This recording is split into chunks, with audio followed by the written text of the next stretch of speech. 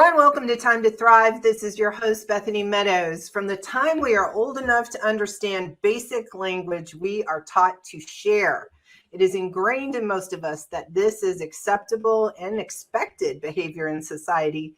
The digital age, however, has elevated the concept of sharing to an entirely new level. Forbes once called Bryan Kramer the Zen Master to digital marketers. On today's show, we're going to explore with Bryan the importance of the human element in a digital world. Bryan is a renowned business strategist, global keynote speaker, executive trainer and coach, investor, and a two-time best-selling author. His passion is found in human connection, which is reflected in the name of his executive coaching company, H2H Companies, the H2H standing for human to human. He is also the co-owner of PureMatter, a Silicon Valley marketing agency founded in 2001. Welcome to the show, Bryan. Hello, thank you so much. I really appreciate the kind intro, and I love being here. Thank you so much, Bethany. There is so much more we could say about you. I mean, the whole show would be your introduction, because your credentials and awards and all the things are just super impressive. And I'm looking forward to getting from you lots of great nuggets today for our audience. But as always, we need you to pick a number between 1 and 5 so we can ask you the super random question and help us get to know you on a personal level. Let's go 5. 5. If you were going on a road trip, what are the 3 must-haves you couldn't leave without? Oh my God. Okay. So the first thing is my wife. I absolutely think that she needs to be with me on that road trip. So I don't know if she counts as a thing or not. She'd prefer not to be called a thing, but I will count her in as something not to forget. If she's listening, you got some brownie points for making her the first. So all right. So then I need nothing else. I'm good to go. No, I'm kidding. So I think the other thing, because we are road warriors and love working from the road, where we work remotely like 90% of the time. And so my computer or my laptop would be another one. And then I think the third thing would be I'd have to go with my I'm going to go technology again, but I'd probably go with my iPad. But it's not because of the technology; it's because I love to read, and it has all my books on there and all my podcasts and everything. So that's my learning center, if you will. Yeah. And so everything that I take with me, I consider my laptop my work center, my iPad my learning center. So so those would be the 3 things that would allow me to. Everything else, I think I could probably, find a way to buy or deal with from the road. But the snacks you can get along the way, right? Yeah. So yeah, I love that. And I love that you kind of segment that with your laptop being work and your iPad being learning. We talk a lot about, to be successful as a business leader, to have that mindset of a lifestyle of learning. Like, it's just part of who you are on a day-to-day basis. So I love that you said that, because that just underscores that. When you talk about sharing a lot, and you actually wrote a book called Shareology, which I love. Why is sharing such an important part of the human existence? Great question. Well, so it's interesting because one of the things I did when I was writing the book is I interviewed over 150 people for the book and the research that I did. And they were from all walks of life, from sociologists to psychologists to CMOs and CEOs to people at the front desk. And I asked them a lot of questions, but one question I asked repeatedly over and over again was, why do you share? And when I took everybody's answer, all the transcripts, everything from every interview, and I put it into one of those cloud word analyzers, and it takes all the words and it puts it into a word cloud. The biggest word that showed up was connection. And it answered that question of why do we share? And we all share for one single reason, and that's because we want more connection in our lives. So now there's obviously nuances to that, but that's the most consistent thing that came out of that exercise. I love that. And I think too, like with the way digital has just exploded, we're almost like weary of too much isolation, right? We're almost hungry for that connection or sense of connection, however we can find it. And along those lines, over the last 20 years, marketing, the way we market, has radically changed. Yeah. I mean, 20 years ago, we were still buying TV ads and putting out billboards and things. We were more advertising than we were marketing. It was just about sticking your messages out on this traditional, whatever the traditional forms were.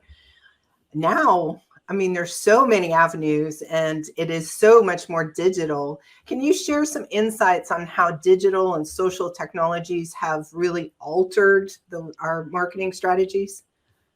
Oh my God. Do you have an hour? Yeah.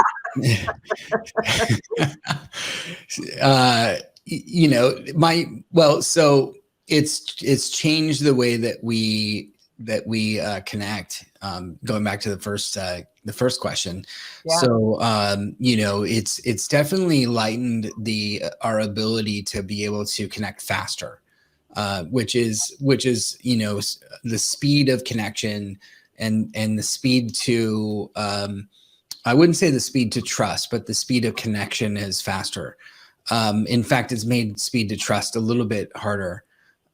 Because we're used to speak to meeting people and peeling the layers of the onion in person, and that's what creates faster trust. But when we look at digital, what it does and what's supposed to do is it's supposed to allow us to bring us into a conversation or into a relationship at mass scale. And what a lot of people are doing with digital, and the unfortunate thing is that they're using it to take the place of that relationship and thinking that we can sidestep it, which is not working. It's when your ads don't work or your emails don't work or the things that you're trying to do in digital don't work. It's because you're trying to sidestep the relationship. And so when you use it hand in hand, meaning digital and human interaction together, or technology and connection, then that's when it really starts to come together a lot faster. The other thing is that with AI, it's going to make it even worse. So trust is going to start to sink even more. It's already low. It's going to go even lower because we're not going to be sure who wrote what, who connected, who reached out. How do we trust that? It sounds right, but is it really a human or a machine talking to me right now? And so when you look at digital and how it's going to change and evolve even more so, it raises more questions, not less. Yeah. Along those lines, I always like to think about I like to break things down. I'm very practical, tactical, 5 steps of this and 10 ways for that. What are some best practices for brands as they prepare to share their brand experiences in this digital world? And as you say, that was a really great point about AI. And I don't think the average person really understands what's coming on that AI front. I mean, the technology is mind-blowing what they can do now. Like even the person that you think is a real person is not a person. Mm-hmm. Yeah. Do you have some ideas, I guess, in terms of what some best practices that brands should be thinking about as they approach this? Yeah, well, best practices are, haven't changed. In fact, I would say go back to the things that used to work that now will stand out even more. When you're trying to think of how do we automate this, think how do we not automate this? Yeah. How do we actually go into things that like actually sending something in the mail, Mm-hmm. and sending them something personalized that obviously wasn't printed, but what the thing about sending anything, it doesn't matter what you send, but when the receiver feels like there was thought put into it, then it will be well received. When there's meaning and thought behind anything, it's like when you look at a gift that you receive over the holidays. If I just received socks from someone, I'd be like, okay, well, thanks. I guess I needed socks. If I received something that was a hand stitched sweater that had careful time and emotion put into this thing, it doesn't matter whether I like the sweater or not. The thought and the appreciation for that gift is going to skyrocket. And that's the same thing for everything. When you put thought and intention into what you send someone, it's going to be felt on the other end, and they're going to know the difference. The energy will be different. The way that they react to it will be different, and their response, the engagement will go up, because after all, engagement is the number one metric right now for everything. Yeah, that's great. I mean, we talk about on Time to Thrive about touch point mapping. I don't know if you're familiar with that idea, but it's the idea of like being able to track or map through the customer journey all the places in which you're impacting on the customer's experience. And what you're talking about there is really great when you're thinking about your touch point map and thinking about all those ways that you're impacting the customer experience. Instead of looking for ways to automate or make it easier for you, think about ways to wow, surprise, and delight that customer in an unexpected way, and make it memorable. I think that's what's going to really rise brands above as the more we move into this digital AI, all of those things where, as you said, the trust level is just going to continue to drop. If we stay real and we stay genuine, we stay focused on the customer experience itself, I think that's what's going to help us stand apart as a small business. Yeah. The decision to buy will always live with the human. Right. Robots will never be able to, I shouldn't say never, but for a very, very long time, robots will not be able to purchase something on your behalf. The purchase always lies with the human. Does that make sense? Yeah. And so no matter what you do, the decision comes down to a human decision at the end of the day to push the button and do a purchase, or to hand over cash, or to hand over a credit card. It is always a human decision to make that happen. And so no matter what, you are dealing with another human being on the other end. And that means that, just as you pointed out so well, that there needs to be human touch points in everything that we do.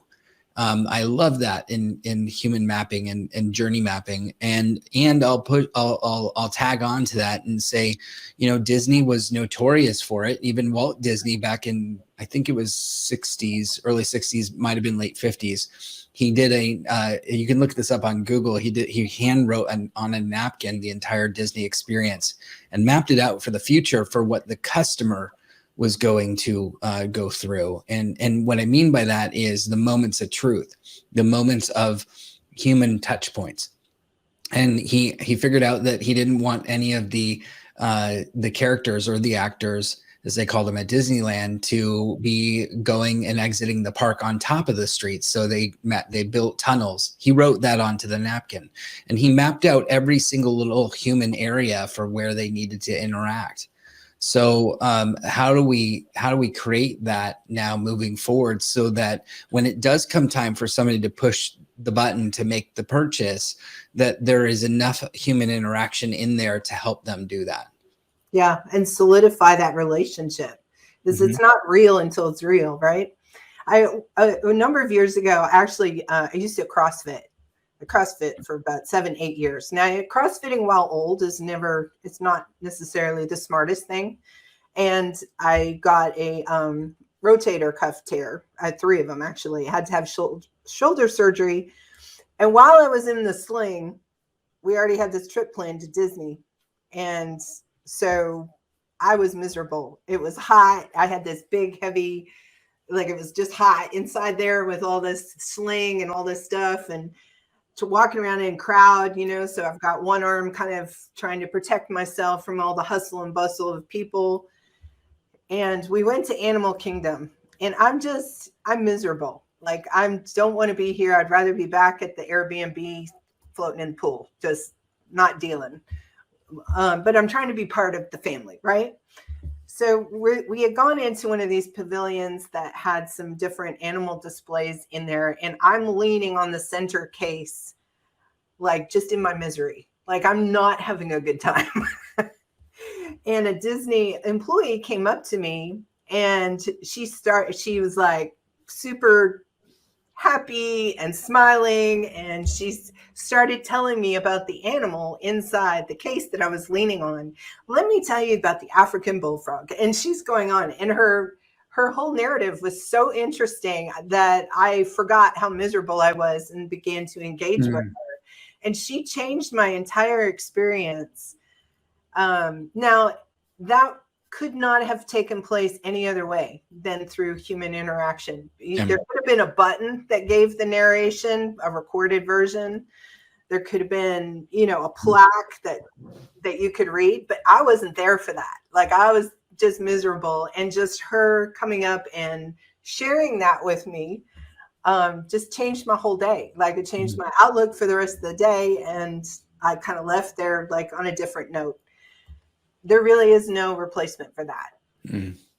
And just trying to find ways to put that into our customer experience, it's a game changer. And anyone can do it. So there's certain elements that predictably support a viral message. I mean, no one can 100% predict of what messages go viral and which ones that get completely ignored. But I think there are some things that we can do to help increase the possibility that of shareable content, right? We all want to put stuff out there when we're doing social media. We want to put things out there that people really connect with or find relevant, so that they share it, because then we get traction, exposure, impressions, and so on. What are some things we want to make sure that are part of that message or part of that post to help us get that kind of traction? Yeah, it's interesting, because if you look back at some of the look back at some of the things that actually went viral. Like, remember the ice bucket challenge? Yes. And a lot of things, we call it back, now we say back in the day. I mean, it was really only 10 plus years ago, or if that. And it wasn't even that long. Yeah. That long. And look at some of the things that went viral, and the reasons why it went viral. So number one, it was a simple concept. You take a bucket of ice and you put it over your head. Can't get more simple than that. Right. Number two, there was a purpose behind it. We all understood that this was going to help solve ALS, and we're doing it for a greater reason. And there's meaning behind us helping to create awareness for this thing. Number three is that it was fun. It was something that we could all do together, and it became a community-driven effort. And the last piece of it is that that it was shareable. It was something that we could easily put online in a video and put out for others to see. And it was as simple as taking the video and putting it up so that other people could enjoy it and share it as well. If you follow those four things, and especially around purpose, community, making it easy and simple, and adding in the empathetic element or compassionate element to it, those are all the ingredients that go into all the things that go viral. I'd say empathetic / humor as well. Yeah. So those are the ingredients. Make sure that you hit the ingredients of what what goes into what you share. The other thing that I'd say is that sharing the same thing all the time is boring.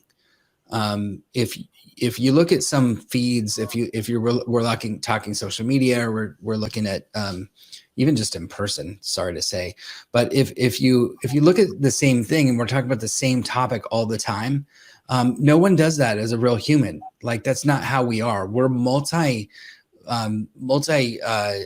interested in different things. That's just how our brains work. And when you see a brand sharing the same topic over and over and over and over again, nothing turns me off faster than a bland brand. And so if we think in terms of human, or how a human would work, it's really kind of like, I liken it to how a photographer works. If a photographer takes a picture and everything's in the center, it's not interesting. But if it's off to the left or off to the right, now all of a sudden it becomes an interesting picture. It's called the rule of thirds. And share in the same way. Share the rule of thirds. Share, a little bit about yourself, a little bit about others, and a little bit about new things, or things that will help educate others. Now, all of a sudden, you're mixing the way that you're sharing, and you're creating some level of humanity in what you're sharing as well. So that's how I would approach it. That's great. I saw somewhere, and I think it was in the front of your book, Shareology. Is something you call social body language. How can brands ensure they're reflecting their values and missions in the right way? Because sometimes they get it wrong, right? Yeah. Well, social body language is how you show up, and digital body language is how you show up across all mediums. And there's multi touch points in everything that we do now. It's not just about radio, TV, and newspapers. We've grown from Mad Men days to everything. And so I would say the most important thing is that you understand the tone of voice behind your brand everywhere. Show up the same way. And we're talking specifically brands here. So understanding your tone and showing up across the board that way. Look at some brands like Virgin Airlines or Dunkin' Donuts.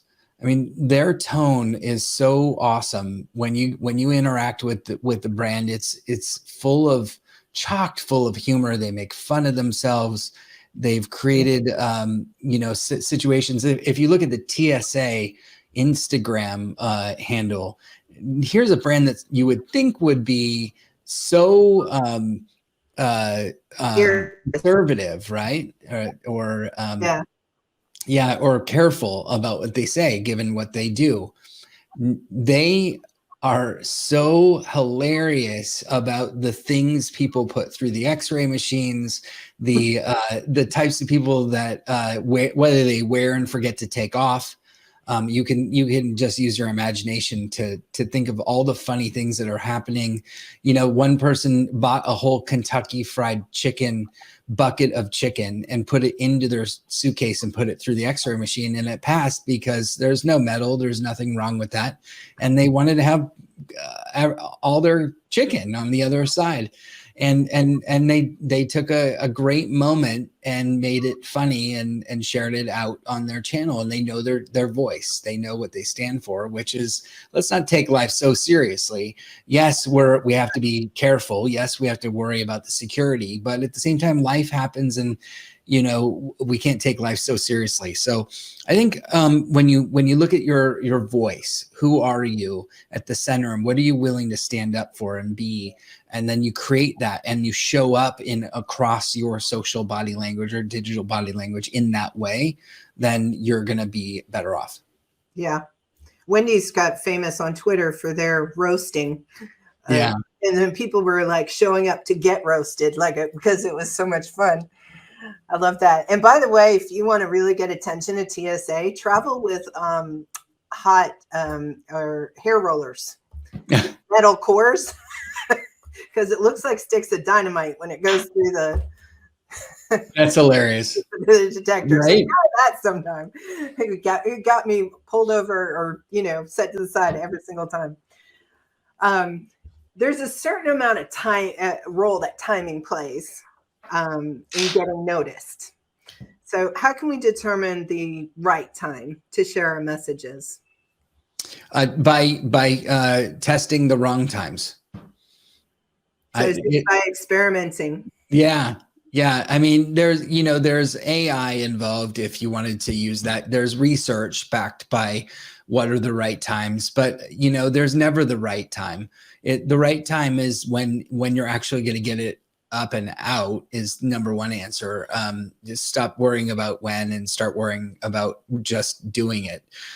Because a lot of people hold back. And so that's the first thing. Number two is, I think, when you look at the differences between when you read something and how high it stays on the algorithm, and how long does it last on the timeline and all that kind of stuff, it can really start to bog you down. There is software that will tell you, schedule this for the best next optimal time, and it will take care of that for you. So that's one way to go. Or you could read a research report and figure out that, your time zone at 4 a.m. New York time is going to be the next best time to go. But I always think that, if you put it out there and test different things and see which one works the best, you're going to find out. Like, technology can't predict it as well as your own handle can, because you're looking at like so many variables that, like, is this content funnier in the afternoon or funnier in the morning? Research can't, or the next best time can't tell you that.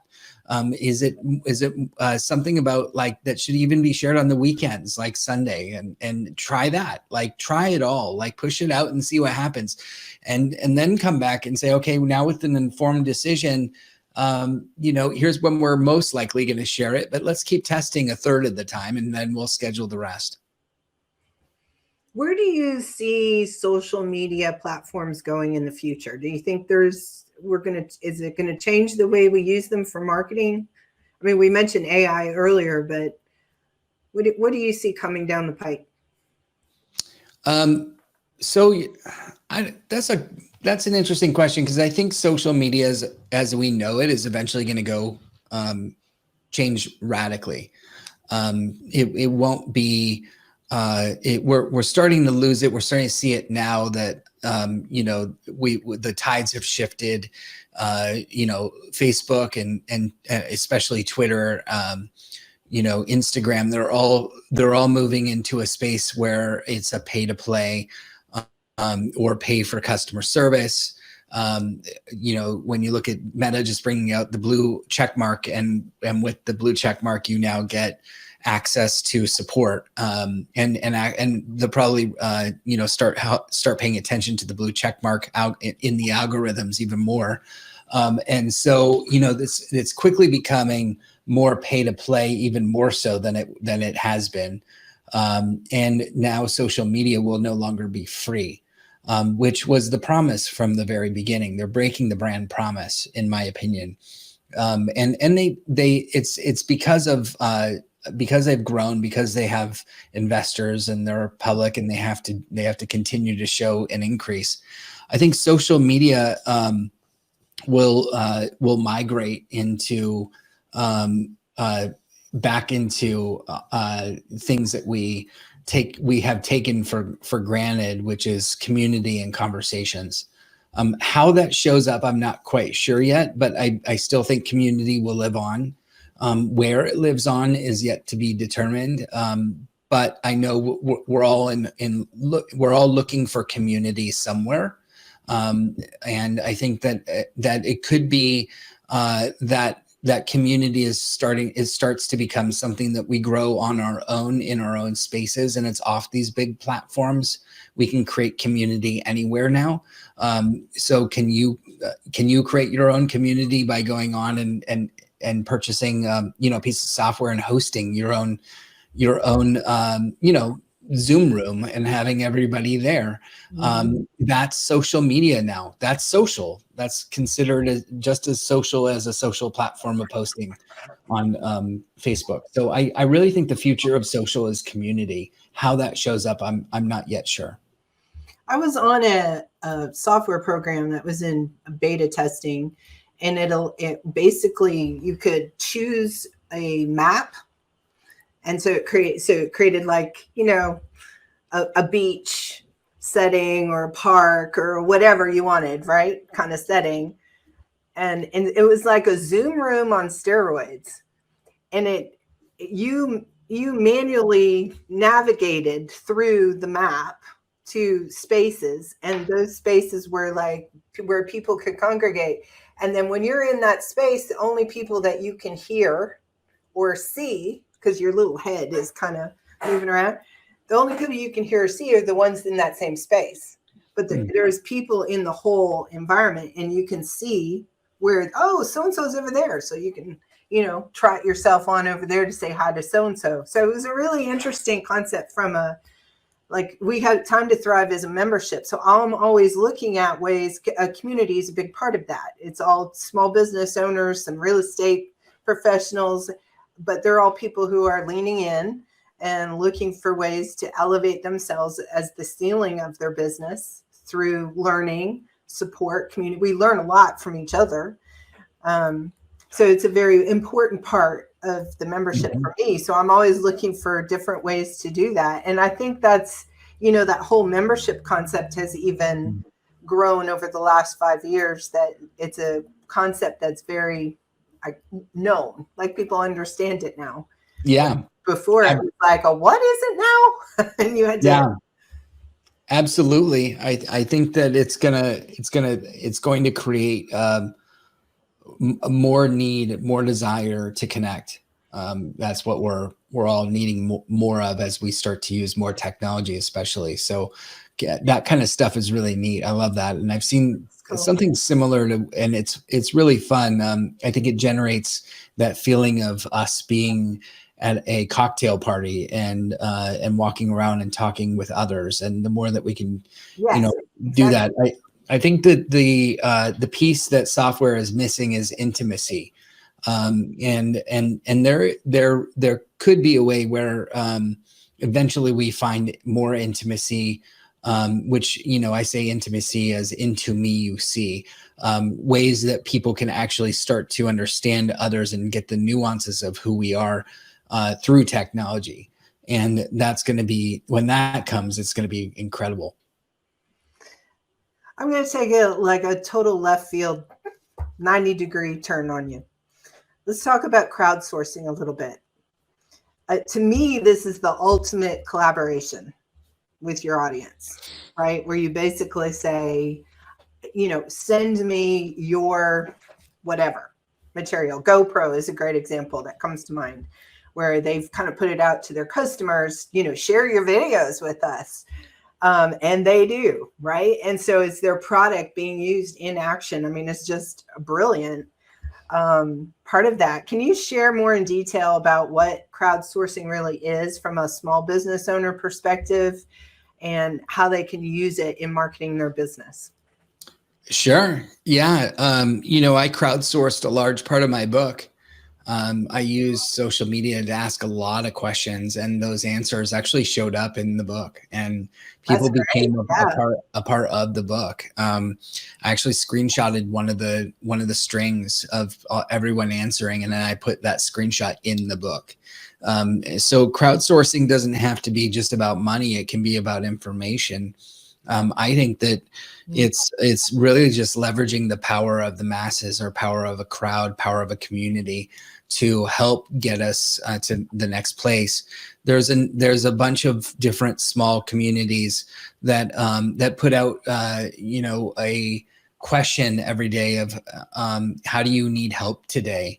If you answer that question, everybody in the community will come, if they see a place in response, they'll come and help you. So like, hey, I need help finding a certain person that can help me with writing this next article on a topic of trust. And man, I've done that before, and I've gotten some incredible responses of things that I just wouldn't have thought of otherwise. So there's a crowdsourcing way of using crowdsourcing. And then there's the typical way of like, let's get some help funding this next project. And if you build enough value around something, I think people will come and help. But the value is not as important as the belief in the authenticity, as overused as that word is, of the person. So if we really get the behind the scenes, that's what we want. We all want access. So if we get access to something that otherwise other people would not get, you now have a great way to crowdsource. Crowdsourcing is access. And access is the key to anything. Like if you give access, VIP access, if you will, for a term that everybody understands. Right. But if you give that level of access to anybody and really give the value behind that access, it will that's what makes both crowdsourcing and memberships and just about anything work better than anything else. Yeah. Wow. Okay, so I'm going to take another 90-degree turn on you. People love storytelling, and my husband sometimes thinks I tell too many stories. If we're at a party or something, there's me over there with my hands. I'm a hand talker too, so I'm over there telling the story, and I'm really into it, and I'm dramatic, and all the things. So, but I think people love a good story, like that really resonates with them. Sometimes I use the example, if you go into a restaurant, it's just a restaurant like any other restaurant, but you pick up the menu and you read the story about how Aunt Maria brought the sauce recipe over from the old country 100 years ago on a boat, survived a hurricane and all the things, just to bring you the sauce. The sauce tastes different. Like you connect to the story, and then it just makes it that much sweeter when you understand the story behind things. And any brand worth its salt understands how to tell their brand story. So what tips or insights could you give to small business owners when it comes to brand storytelling and really putting it out there? Yeah. The best advice I was ever given was when I gave my TED talk, and the lady that I trained under and my TED coach was Juliet Blake, and she was the producer of the 100-Foot Journey with Oprah and Spielberg, and was the CEO of the Muppet Jim Henson Company, and she was just an incredible storyteller for all those reasons. And she gave me this advice, which I just think is just like worth its weight in gold. And I'm not going to make you pay for it. I'll just tell you what it is. Thank you. And so what she said is, go to any kind of story, but specifically you can go to any TED Talk if you want. And when you're listening to the TED Talk, have a piece of paper in front of you and use a pen or a pencil on that blank piece of paper. And as the person is talking, or as the story is being told, draw the story. Draw the ups of the story, the slow increases or the down increases, or the sharp turns that people take, in your case, the 90-degree turn, and the lines of how the story arc of the story plays out. When there's a huge high or a big low or an even keel line, write the theme of what was going on and how that impacted you. Then when you're done, take a look at the story, look back at the story and see why it worked. What was it about that story that gave you the chills? What was it about that story that got you really invested and really thinking about what the point actually was. Did it drive the point home or did it not? And what was wrong with that arc that didn't do that? A lot of the TED Talks really do a great job at it, which is why I point to those, because then you'll start to see a similarity in how story arcs really work. And if you can get the story arc of your story down and start to tell that in a way that keeps people engaged, then that's winning to me. There's no one size fits all. This is a matter of telling your story in your own unique way. But if you can start to see where the arc goes and where you want to take people and really feel them into it and bring them in with emotion and then push them out with humor and then crash into this surprising way and then bring in more emotion at a certain point, now all of a sudden you can start to see what makes a difference in not just telling the story, but how you tell the story. And that's the key to the whole thing. That's phenomenal. And that's why I asked you the question, because I knew you would have a great answer. As we start on, because I know we're starting to run out of time, but as we wrap up, what are some, one or two things that you really hope the audience, if they remember nothing else, what do you hope they take away? Oh, thank you. And thank you for having me. I'm so honored to be here. And these have been incredible questions, even with the 90-degree turns. I've enjoyed it. I think the biggest thing that if you take just one thing away, it's that being human is your competitive advantage, especially now more than ever. Standing out as a human is actually a lot harder than it seems. And going back to the basics, like doing the things that you once were once normalized, that once, created the moment of truth, the moment when we all sat forward and went, wow, that was neat. I can't believe that person did that for me. And that really stood out. Those are the moments we want to create more of. And if we're going to start to use technology to distance ourselves from those moments, then we're going in the wrong direction. Boom. That's going to be a 1 minute to thrive right there. That was great. Tell us where people can connect with you. Who do you want to connect with you? And where can they do that? Easy enough. You can go to bryankramer.com, Bryan with a Y, Kramer with a K. And I'm at Bryan Kramer everywhere else. But if you go there, I've got a newsletter that I push in the most human way possible. I write about one thing every 2 weeks. And I do reply to everybody's emails that they hit. You can hit reply and talk to me, and I will reply back human to human. But yeah, that's a good place to go, and all my stuff is there. Wonderful. Thank you so much for being here. This has been great. There's so much in here for everyone to unpack, and I really appreciate you. I appreciate you. Thank you so much.